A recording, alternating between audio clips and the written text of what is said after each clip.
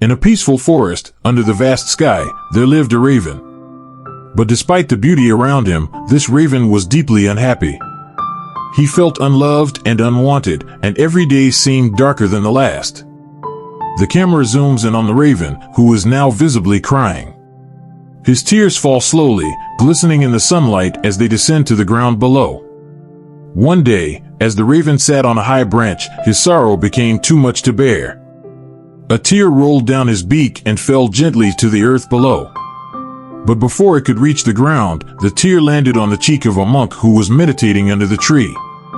The monk, feeling the tear, slowly opens his eyes and looks up. The camera shifts to show the raven, his wings drooping and his eyes full of sorrow. "Monk, kindly.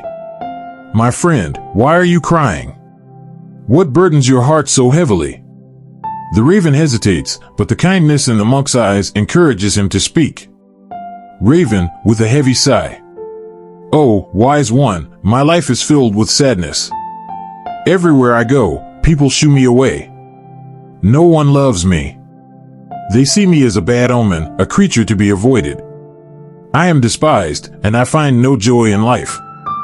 Death seems kinder than living like this." The monk listens with a heart full of compassion. He nods slowly, understanding the raven's pain. "Monk, gently. It is easy to feel this way when we focus only on what we lack. But happiness, my friend, is not in what we are, but in how we perceive ourselves.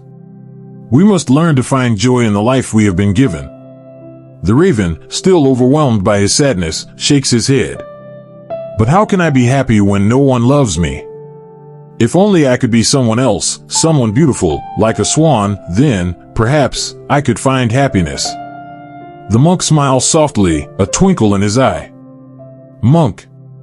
Very well, if it is your wish to be a swan, I will help you. But before I do, I want you to seek out a swan and ask if he is truly happy.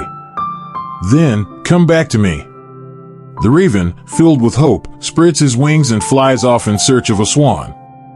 The camera follows him as he soars through the forest, finally spotting a swan gliding gracefully across a tranquil pond. Raven, calling out, "Oh, swan, how beautiful you are. Your feathers are as white as snow. Surely, you must be the happiest bird in the world." The swan looks up, his eyes reflecting a deep sadness that surprises the raven. "Swan. Thank you for your kind words, Raven, but I am not as happy as you think. Yes, my feathers are white, but that is all. There are so many colors in the world, yet I have none. I often wish I were as colorful as a parrot. Surely, the parrot must be the happiest bird of all." The raven, puzzled by the swan's response, thanks him and flies off to find a parrot. After a short journey, he finds one perched high in a tree, its feathers vibrant in the sunlight. Raven, excitedly, "Oh, parrot, your feathers are so colorful and bright. Surely, you must be the happiest bird in the world." The parrot turns to the raven, his voice tinged with sorrow. "Parrot. My friend, though my feathers are beautiful, I live in fear every day. People love my colors so much that they trap me in cages to keep me as their own. I long for the freedom to fly wherever I wish, like you. I envy the peacock, for he is even more beautiful than I am and can roam freely." The raven, now more curious than ever, sets off to find the peacock. After much searching, he finds one in a zoo, surrounded by people admiring its stunning feathers. Raven, in awe, "Peacock, you are the most beautiful bird I have ever seen. Surely, you must be the happiest bird in the world." The peacock looks at the raven, a tear forming in his eye. "Peacock. Thank you, Raven, but my beauty is also my curse. Because of it, I am trapped in this cage, unable to fly free like you. People pluck my feathers for their decorations, and it causes me great pain. I would give anything to be like you, to be free and unnoticed." The raven is taken aback by the peacock's words. He had never thought of his freedom as something valuable. He suddenly realizes that what he had seen as a curse was, in fact, a blessing. Raven, thoughtfully, "Perhaps I have been looking at my life all wrong."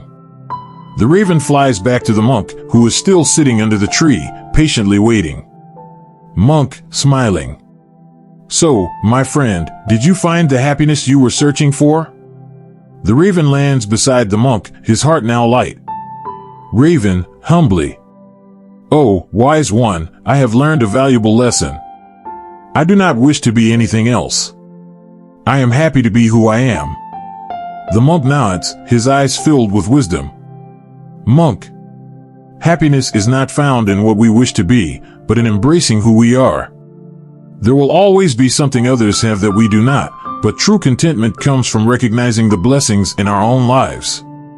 The camera pans out, showing the raven perched contentedly on the branch, the monk sitting peacefully beneath him. The forest is calm, and the sunlight filters gently through the trees.